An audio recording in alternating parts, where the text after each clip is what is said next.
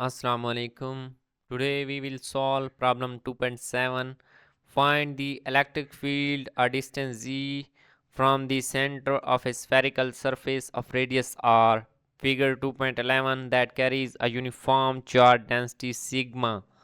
Sigma denotes that it is surface charge and sphere is hollow from inside. ठीक है. Treat the case z is less than r inside as well as z is greater than r outside. These are hints to solve problem.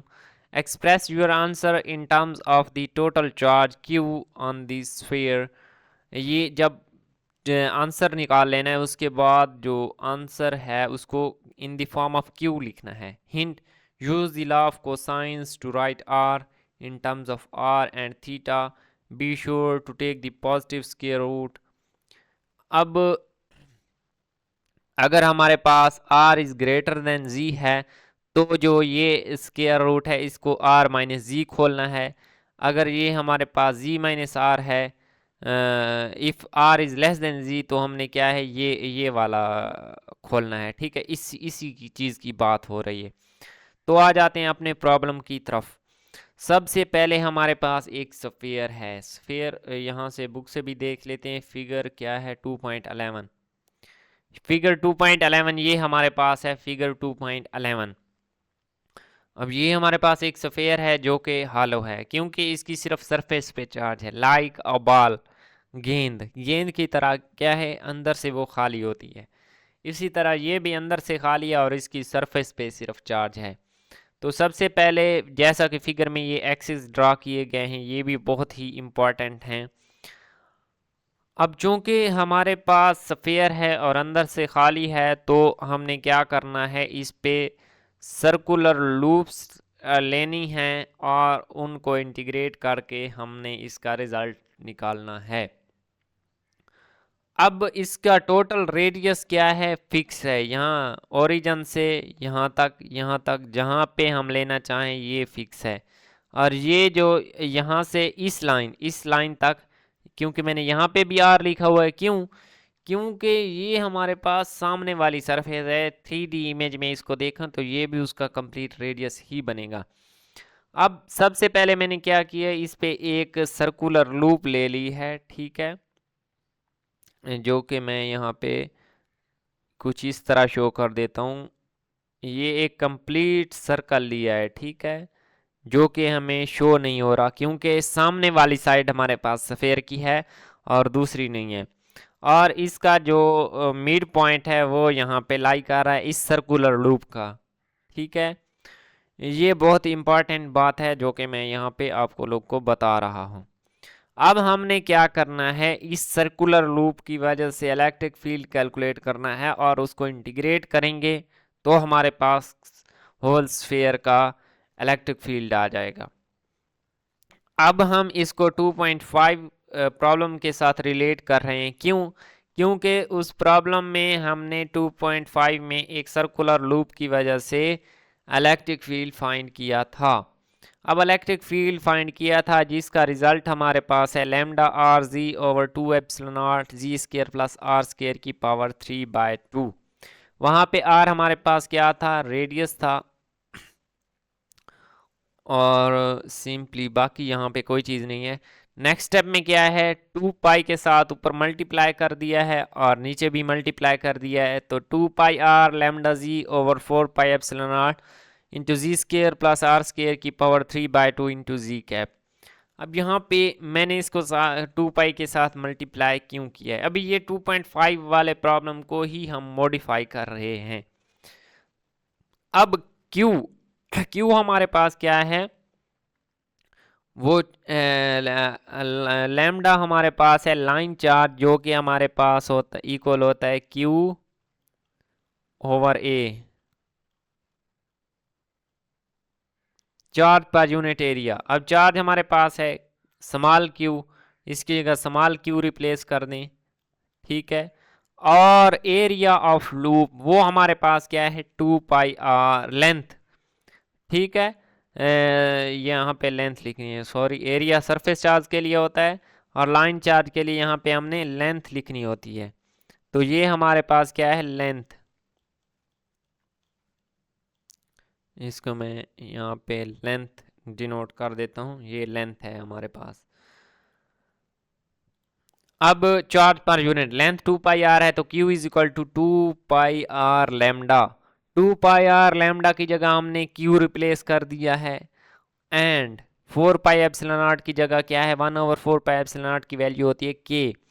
तो answer हमारे पास क्या बन जाएगा, ये 2.5 का answer है, KQZ/Z² प्लस R² की power 3/2 into g cap.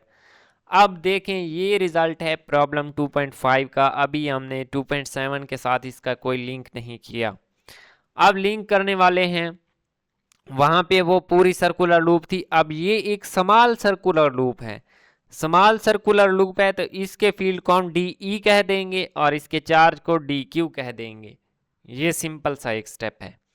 Next चीज है, अब हमने कुछ रिप्लेसिंग करनी है जो कि दोनों फिगर्स को देखकर करेंगे। अब यहाँ पे देखें, ये हमारे पास फिगर 2.5 प्रॉब्लम की है, जिसमें जो z है वो उस सर्कुलर लूप के मिड से पॉइंट P तक का फासला है। अब चूंकि ये उसके मिड से पॉइंट P तक का फासला है, फील्ड पॉइंट तक का फासला है, तो यहाँ पे भी हमने इस सर्कुलर लूप के मिड से लेकर उसके फील्ड पॉइंट तक का डिस्टेंस लेना है। और जो कि उसका डिस्टेंस ये है हमारे पास, जहाँ पे मैंने कर्सर रखा हुआ है, और यहाँ से यहाँ तक, ये इस ओरिजिन से यहाँ तक तो हमें पता है ये z है, लेकिन हमने ये और ये वाला कैलकुलेट करना है। अब ये कैसे करेंगे, ये अभी हम देखते हैं। थीटा, ये देखें एंगल क्या है, थीटा बन रहा है, और थीटा के सामने वाला कंपोनेंट क्या होता है, r sin थीटा। ठीक है, यहाँ पे रेडियस r है तो ये वाला कंपोनेंट r sin थीटा, और थीटा के साथ वाला कंपोनेंट होता है cos, रेडियस r है तो ये r cos थीटा आ जाएगा। अब यहाँ से इस लूप के सेंटर तक का फासला है r cos ऑफ थीटा, लेकिन हमें कौन सा चाहिए, इस लूप से के सेंटर से पॉइंट P तक का फासला। टोटल z है, z में से ये वाला फासला माइनस कर देंगे तो इस सेंटर लूप से यहाँ तक आ जाएगा, जो कि होगा z माइनस और कॉज ऑफ थीटा।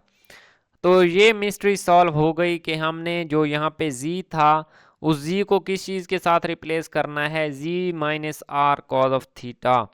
ठीक है, z को इस चीज़ के साथ रिप्लेस करना है। नेक्स्ट चीज़ है r को r साइन थीटा से रिप्लेस करना है। हाउ ये क्वेश्चन है। अब प्रॉब्लम 2.5 वाला में देखें, जो उसके मिड से उसके रेडियस जो था, हमने उस लूप का रेडियस देखना था, उस सर्कुलर लूप का।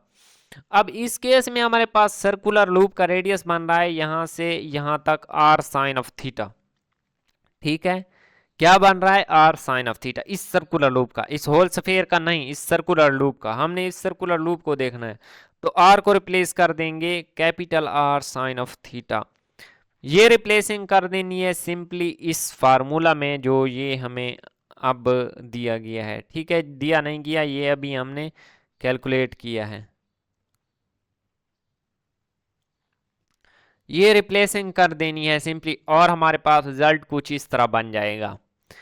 रिजल्ट अब ये बन गया है। अब नेक्स्ट स्टेप में क्या है, z minus r cos of theta, इसका स्केयर को खोल देना है, और इस r² साइन ऑफ थीटा के स्केयर को खोल देना है। होल पावर इनकी क्या है, 3/2 है। अब ये बन जाएगा z² plus r² cos square theta minus 2rz cos of theta, और ये plus r² sine square theta. अब r² कॉमन लें दोनों में से, तो cos square theta plus sine square theta, ये एक आइडेंटिटी बन जाएगी जो कि 1 के इक्वल है, और रिजल्ट हमारा बन जाएगा z² plus r² minus 2rz cos of theta की पावर 3/2। अब नेक्स्ट चीज़ यहाँ पे हमारे पास बताया गया है कि जो चार्ज है वो हमारे पास क्या है, सरफेस चार्ज है। डी क्यू की वैल्यू को हमने अब फाइंड करना है। ये फाइंड करने के लिए सरफेस चार्ज हमें प्रॉब्लम में बताया गया है कि जो चार्ज हमारे पास है वो सरफेस है। मैं यहाँ पे इसको अगेन ये देखें, surface charge that carries a uniform charge density sigma. Sigma denote करता है कि सरफेस चार्ज है। अगर सरफेस चार्ज है तो हम उसका चार्ज पर यूनिट एरिया लेंगे, ठीक है। अगर वॉल्यूम चार्ज होता चार्ज पर यूनिट वॉल्यूम लेते, ठीक है। यहाँ पे सरफेस चार्ज है तो इसका फार्मूला है sigma is equal to charge per unit area. अब हमने देखना है कि चार्ज क्या है। चार्ज तो हमारे पास है डी क्यू, एरिया क्या है वो होता है लेंथ इंटू विड्थ। अब इस लूप, ये लूप देखें जिसकी विड्थ यहाँ पे प्रॉब्लम में मैंने डिनोट की हुई है, ये देखें, ये छोटा सा एक निशान S is equal to r d theta, ये कैसे आई है? ये हमारे पास, ये देखें, ये मैं अब ये पॉइंट बताने लगा हूं कि ये हमारे पास कैसे आई है, ठीक है। मैं यहाँ पे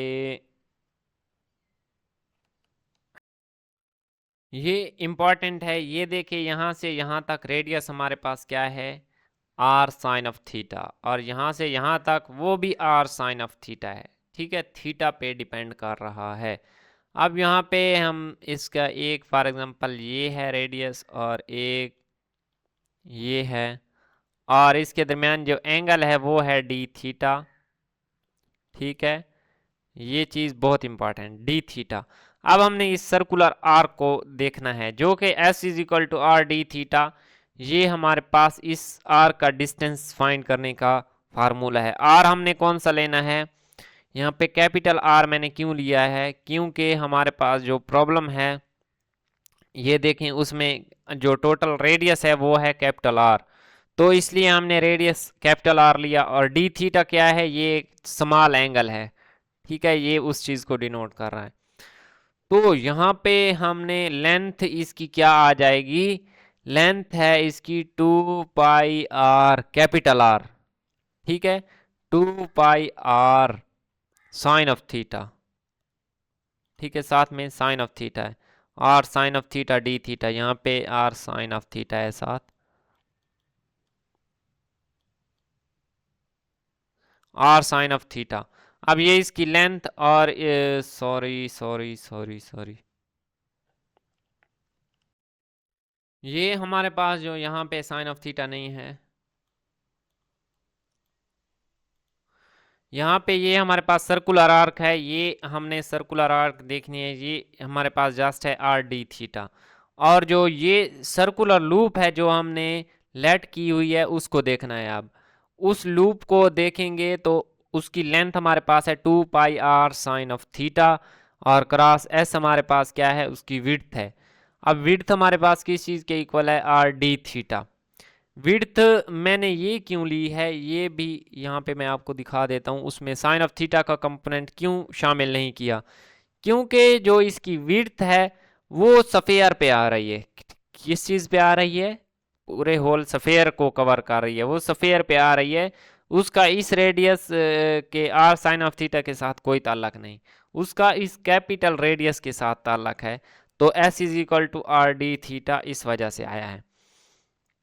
तो यहाँ पे sigma is equal to d q over 2 pi r square sine of theta, ये आर और आर आर स्केयर बन जाएंगे। यहाँ से डी क्यू की वैल्यू आ जाएगी sigma 2 pi r square sine theta d theta. अब इसको इक्वेशन 1 में पुट करेंगे तो हमारे पास क्या है, डी क्यू की वैल्यू आ जाएगी सिंपली। इक्वेशन 1 क्या है हमारे पास, यहाँ पे मैंने डिनोट की हुई है,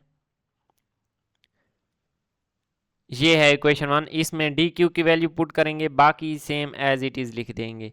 डी क्यू की वैल्यू पुट की तो ये बनेगी के sigma 2 pi r square sine theta d theta, और बाकी चीज़ें एज इट इज़ जैसे थी वैसे की वैसे ही हैं।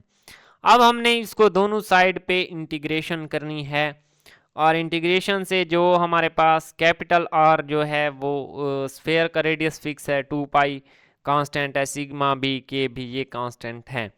अब थीटा, थीटा वेरिएबल है हमारे पास यहाँ पे, और थीटा वेरिएबल है, इसके साथ साथ हमने एलिमेंट 0 से पाई क्यों ली हैं ये भी एक समझने वाली बात है, ठीक है। हमने 0 से पाई क्यों ली हैं। अब यहाँ पे देखें, अगर मैं इसको इस पॉइंट को अपना 0 पॉइंट सफ़र कर लूँ, यहाँ से स्टार्ट करें, यहाँ पे एक लूप लेंगे, यहाँ पे एक लूप लेंगे, ठीक है। इसी तरह चलते चलते यहाँ से यहाँ पे आते आते जब यहाँ तक आएंगे तो हम क्या है, टोटल एरिया पाई कवर कर चुके होंगे।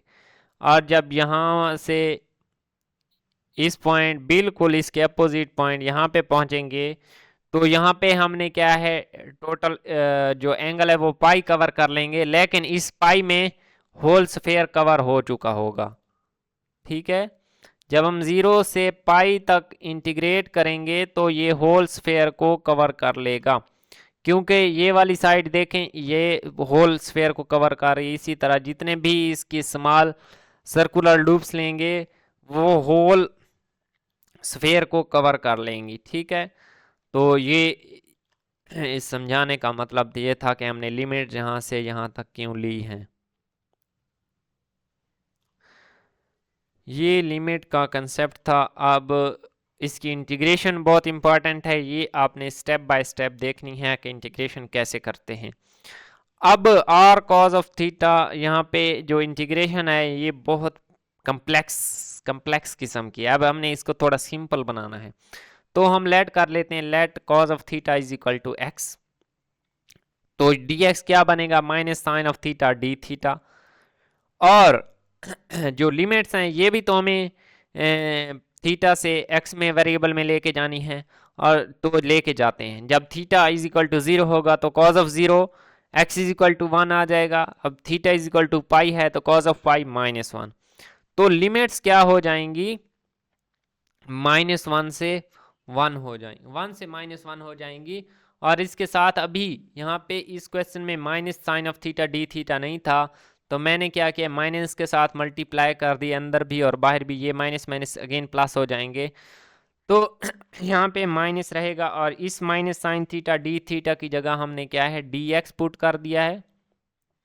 ये देखें, बाकी चीज़ें कॉज ऑफ थीटा की जगह एक्स पुट कर दिया है, और लिमिट जब 0 थी तो 0 की जगह 1 और पाई की जगह -1 पुट कर दिया है। सिंपल ये स्टेप किए हैं, कॉज ऑफ थीटा जहाँ भी था उसकी जगह एक्स आ गया है। अब नेक्स्ट चीज़ है changing limits using minus sine. ये वाला माइनस साइन है, ये हमारे पास क्या है, इंटीग्रेशन से पीछे अगर माइनस हो, माइनस को उस इंटीग्रेशन के साथ मल्टीप्लाई करें तो उसकी लिमिट्स चेंज हो जाती हैं। तो ये -1 से 1 हो जाएगा, सिंपल सा स्टेप था, कोई कम्प्लेक्सिटी नहीं है। अब इसके साथ ही हमारे पास जो एक्चुअल वर्क है वो स्टार्ट होता है।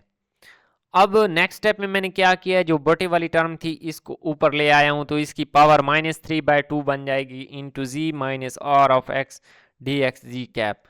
अब इस इंटीग्रेशन को लेट कर लेते हैं कि ये हमारे पास किस चीज़ के, आई के इक्वल है। Let i is equal to -1 से 1 g square plus r square -2r g x की power -3/2 into g minus r x d x.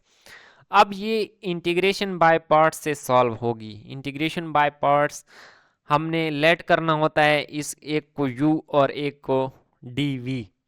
u हम उस चीज़ को लेट करते हैं, उस फंक्शन को लेट करते हैं जिसका डेरिवेटिव 1 या 2 स्टेप में ख़त्म हो जाए। अब यहाँ पे वेरिएबल है x, तो अगर हम यहाँ x के हिसाब से इसका डेरिवेटिव लें तो ये नेक्स्ट दूसरे स्टेप में ख़त्म हो जाएगा। g माइनस आर एक्स का डेरिवेटिव नेक्स्ट स्टेप में -r रह जाएगा। तो इसको मैं ले लेता हूँ u, और du यहाँ से आ जाएगा -r dx, या इसको हम ये भी कह सकते हैं du over dx is equal to -r, same चीज़ है। एंड dv की वैल्यू हमने क्या ले ली है, जी स्केयर, जो बाकी टर्म थी d g square plus r square -2r g x की पावर -3/2 dx, ये हमारे पास किस चीज़ के इक्वल है, dv। अब आप ज़रूरी नहीं है यही फार्मूला यूज़ करें, आप अपने वे से भी कर सकते हैं। मैंने हिंट दे दिया है कि इंटीग्रेशन बाय पार्ट्स कैसे करनी है। अब u और dv की इंटीग्रेशन हमारे पास उसका फार्मूला है uv minus integration of v du। अब u की वैल्यू पता है, v की वैल्यू हमें नहीं पता, dv की पता है।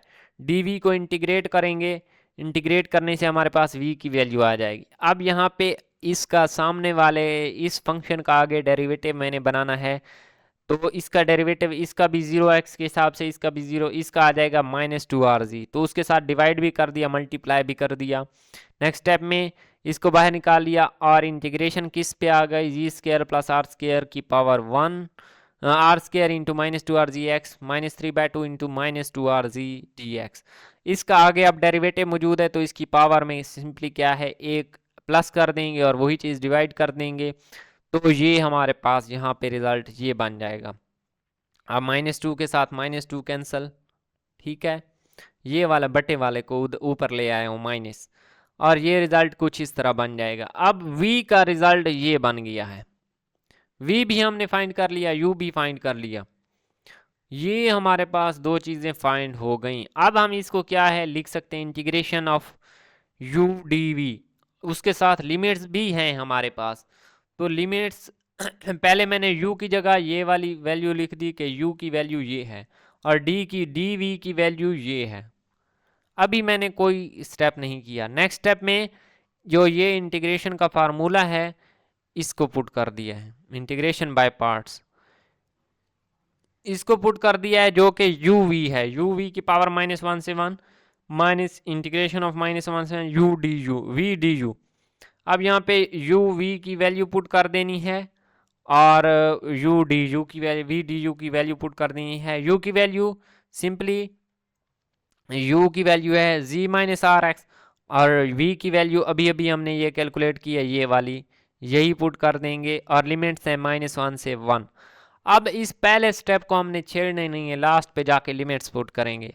और दूसरा है माइनस के बाद वाला स्टेप, माइनस के बाद v की वैल्यू पुट की और उस पे इंटीग्रेशन भी है, ठीक है, इसके साथ इस पे इंटीग्रेशन भी है। यहाँ पे देखें -1 से 1 g square plus r square, ये किस चीज़ की वैल्यू है, सारी v की वैल्यू है, और उसके साथ du की वैल्यू क्या है, -r इंटू डी एक्स, ठीक है, ये हमारे पास du की वैल्यू है, ये हमने यहाँ पे पुट कर देनी है और नेक्स्ट इसको सिंप्लीफाई कर देना है। फर्स्ट फंक्शन को एज इट इज़, सेकंड में से 1/z कॉमन ले लिया, 1/z कॉमन ले लिया, तो हमने क्या करना है, -1 से 1। अब अगेन इसका डेरिवेटिव आगे बनाना है, अगेन इसका डेरिवेटिव, ये एक बार r, ये वाला r आपस में कैंसिल हो जाएंगे और सिर्फ z बाहर आएगा और प्लस साइन के साथ ये वाला माइनस और ये वाला माइनस भी आपस में कैंसिल हो गया और ये प्लस आ गया यहाँ पे। अब इसका डेरिवेटिव अगेन बनाया है, यहाँ पे मैंने इसका अगेन डेरिवेटिव बनाया है, डेरिवेटिव बनाने के बाद इसको बाहर ले आए तो ये माइनस साइन भी एक बार बाहर आ जाएगा, तो ये बन जाएगा 1/2 -1/2 आर जी स्केयर, एक जी पहले से और एक जी ये, तो ये जी स्केयर बन जाएगा और बाकी चीज़ें सेम एज इट इज़। अब इसका आगे डेरिवेटिव मौजूद है तो इसकी पावर में एक ऐड कर देंगे और वही चीज़ डिवाइड कर देंगे, ये 1/2 बन जाएगा, ये वाला 2 इस 2 से कैंसिल, तो हमारे पास ये बन जाएगा -1 और r g square into under root this one. अब नेक्स्ट चीज़ है, हमने लिमिट्स पुट करनी है, एक लाइन में फर्स्ट की लिमिट्स हैं और सेकंड लाइन में दूसरे की लिमिट्स हैं, एक लाइन में है, ये मैंने क्या किया है ताकि आप लोग को समझ सही आ सके। अब जब पहले हम पुट करेंगे 1, x की जगह 1 और यहाँ पे भी x था, x की जगह 1, तो आंसर कुछ ये बन जाएगा माइनस। अब -1 पुट करनी है तो इसकी जगह x की जगह -1 और यहाँ भी x की जगह -1, सेम इसी तरह -1 ओवर आर जी स्केयर, ये तो एज इट इज़ है, लिमिट्स अंदर पुट करनी है, पहले 1 पुट करेंगे x की जगह 1 और देन x की जगह -1। अब नेक्स्ट स्टेप में ये बन जाएगा z माइनस आर और ये z plus r, z minus r over r g under root g square plus r square -2 r g, ये है -2 आर जी। अब यहाँ पे बुक पे थोड़ा सा वापस आते हैं, r square plus g square -2 r g को हमने क्या लिखना है, r minus g if r is greater than g, तो इसलिए अभी हम इसको डायरेक्ट नहीं कर रहे, इस चीज़ को अभी हम माइनस वाले को माइनस रहने देते हैं, प्लस वाले को हम सॉल्व कर लेते हैं। सेम यहाँ पे भी इसमें माइनस रहेगा और इसमें प्लस हो जाएगा। अब प्लस वाले को हम z प्लस आर लिख सकते हैं या r प्लस जी, वो सेम चीज़ है। अब ये इसकी उसका स्केयर बन जाएगा, ये स्केयर कैंसल और ये भी आपस में क्या है, कैंसल, तो ये z प्लस आर और ये z प्लस आर आपस में कैंसल, ठीक है, सिंपल सा स्टेप था। अब यहाँ पे बच जाएगा -1 ओवर आर जी और ये बच जाएगा as it is z minus r over r g under root g square plus r square की -2 आर जी, ठीक है, इसमें कोई चीज़ मुश्किल नहीं है। माइनस 1/r², ये माइनस को अंदर मल्टीप्लाई कर देंगे, -g -r। ठीक है, ये भी सिंपल सा स्टेप था। अब नेक्स्ट स्टेप में हमने क्या करना है, इस -1/r² को इसके साथ भी मल्टीप्लाई करना है, इसके साथ भी, इसके साथ भी। तो ये वाली चीज़ एज इट इज़ आ गई। -1/r² को पहले के साथ मल्टीप्लाई किया, -1/r² को -g के साथ, एंड -1/r² को -r के साथ मल्टीप्लाई किया। इनको मल्टीप्लाई करने के बाद अब हमने इनके रिजल्ट को देखना है। अब इनके रिजल्ट क्या है, ये माइनस माइनस प्लस, और ये z कैंसल, ये rg बच जाएगा, और माइनस माइनस प्लस, और ये 1/g² बन जाएगा। तो यहाँ पे ये 1/rg और ये 1/g², ये प्लस का 1/rg, ये माइनस का 1/rg, ये आपस में कैंसिल हो गए। तो रिजल्ट हमारे पास g -r/rg √g² plus r² -2rg -1/rg² into this one plus 1/g²। अब हमने क्या है, इंटीग्रेशन, ये सारा इंटीग्रेशन i का रिजल्ट है। अब इस i के रिजल्ट को हमने जहां से लेट किया था उस जगह में पुट कर देना है। हमने यहां पे लेट किया था, ये देखें, ये वाली टर्म सारी i के इक्वल है और इसका रिजल्ट हमने कैलकुलेट कर लिया है। अब इसके रिजल्ट को हमने सिंपली इसी फार्मूला में पुट कर देना है, इसी फार्मूला में। When we put this result into this formula, then solve further and get our required answer। ठीक है, यहाँ पे जो ये वाली चीज़ थी, ये अगेन मैंने यहाँ पे लिखी हुई भी है, इक्वेशन 2 होल, ये हमारे पास थी i, और इसका रिजल्ट यहाँ पे ब्रैकेट के अंदर मैंने पुट कर दिया है। अब हमने देखना है आउटसाइड। आउटसाइड के लिए sphere z is greater then r, outside के लिए ये देखें यहाँ पे दिया हुआ है z is greater then r for outside. Outside के लिए z is greater then r है, और ये हमें फिगर से भी पता चल जाएगा कि आउटसाइड के लिए जो z है, ये देखें z इज कैपिटल, r यहाँ से यहाँ तक है और z यहाँ से इस पॉइंट p तक है, तो z ग्रेटर हुआ ना आउटसाइड के लिए। आउटसाइड के लिए z ग्रेटर है, z is greater then r। अगर z is greater then r है तो g² प्लस r² -2rg हमारे पास किस चीज़ के इक्वल होगा, z माइनस r का स्क्वायर। ये भी प्रॉब्लम में ही बताया गया है, r minus z in case of r is greater then z, and z minus r का square in case of z is greater then r। तो ये z माइनस r करेंगे इस केस के लिए, z माइनस r का square. तो जहाँ पे भी ये इंटीग्रेशन थी, इसकी जगह z माइनस r और इसकी जगह भी z माइनस r पुट कर देंगे।